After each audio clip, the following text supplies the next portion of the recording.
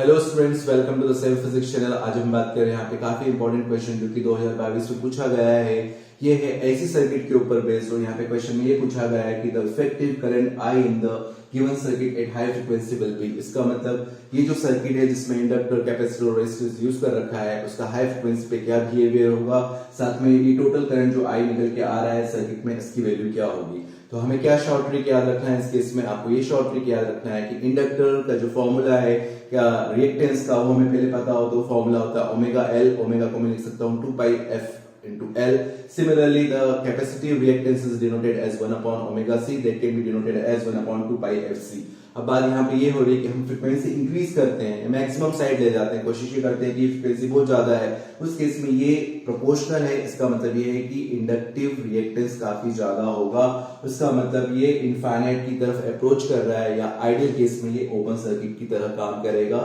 क्या open circuit की तरह काम करेगा? एल कहां? हाई फ्रीक्वेंसी पे, ये आपको याद रखना है। साथ में बात करें कैपेसिटिव रिएक्टेंस, ये इसका फॉर्मूला होता है 1 अपॉन ओमेगा सी। जैसे जैसे आप फ्रीक्वेंसी इंक्रीज करेंगे ये रिएक्टेंस डिक्रीज होना शुरू हो जाएगा। आइडियल केस में मैं मान सकता हूं कि ये एक शॉर्ट सर्किट की तरह काम कर रहा है, मतलब जहां कैपेसिटर लगा हुआ है वहां पे आप शॉर्ट कर सकते हैं। तो इस क्वेश्चन को अगर हम बहुत अच्छे से सॉल्व करें तो सबसे पहले पार्ट में हम क्या करेंगे, यहाँ पे in the first part we are going to open circuit the inductor. यहाँ पे जो इंडक्टर दे रखा है उस पार्ट को हम ओपन कर दें, इसका मतलब ये पूरा सेक्शन ओपन हो चुका है इसको सिंप्लीफाई करने के लिए। सिमिलरली ये वाला पोर्शन भी यहाँ पे सिंप्लीफाई करने के लिए ओपन हो चुका है। इतने पोर्शन को हम ओपन कर चुके हैं और रेस्ट इस पोर्शन को हम ध्यान से देखें, रेस्ट इस पोर्शन को हम ध्यान से देखें तो यहाँ पे कैपेसिटर को हमें यहाँ पे क्या करना होगा, कैपेसिटर को हमें यहाँ पे करना होगा शॉर्ट सर्किट। तो इसको भी हम शॉर्ट सर्किट कर लेते हैं, इस पोर्शन को भी हम शॉर्ट सर्किट करेंगे। जितने पोर्शन में आपको बता रहा हूँ उनको हम शॉर्ट सर्किट करते हुए चले, तो ये सारे पोर्शन हम शॉर्ट सर्किट करेंगे। रेस्ट बचता है यहाँ पे कैसे, रेजिस्टेंस, तो रेजिस्टेंस से बचा रहेगा। यहाँ पे आप देख पा रहे हैं ये सारे पोर्शन को हमने यहाँ पे क्या करा है, शॉर्ट सर्किट किया। सो रेजिस्टेंस दिस, और ये जो पोर्शन था कैपेसिटर का इसको भी हमने शॉर्ट कर दिया। आप देख पा रहे हैं यहाँ पे क्या है, 220 वोल्ट, साथ में यहाँ पे 4 रेजिस्टेंस आप देख पा रहे हैं। 4 और 4 का यहाँ पैरेलल कॉम्बिनेशन सॉल्व करते हैं, इट विल बी 2 ओम। तो यहाँ पे अगर सिंप्लीफाई कर लेते हैं इसको तो ये पैरेलल कॉम्बिनेशन सॉल्व होकर क्या आता है, 2 ओम।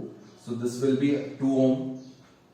रेस्ट अगर हम बात करें, अब बचे हैं आपके पास 3 यहाँ पे रेजिस्टेंस। तीनों रेजिस्टेंस का अगर मैं समेशन देखता हूँ 2, 2 और 1, ये हो जाता है 5 ओम। तो ओवरऑल इस सर्किट का जो रेजिस्टेंस निकल के आ रहा है वो है 5 ओम, और साथ में यहाँ पे जो वोल्टेज अप्लाई कर रखा है वो यहाँ पे आप देख पा रहे हैं वो है दिस इज 220 वोल्ट। तो मुझे क्या निकालने को कहा गया है, आई इस केस में हो जाएगा V बाय R। वोल्टेज आपने अप्लाई कर रखा है 220 वोल्ट, रेजिस्टेंस जो आपने कैलकुलेट किया 5, इसको सिंप्लीफाई करेंगे so will get 44 ampere current which is going to flow in case of a high frequency case।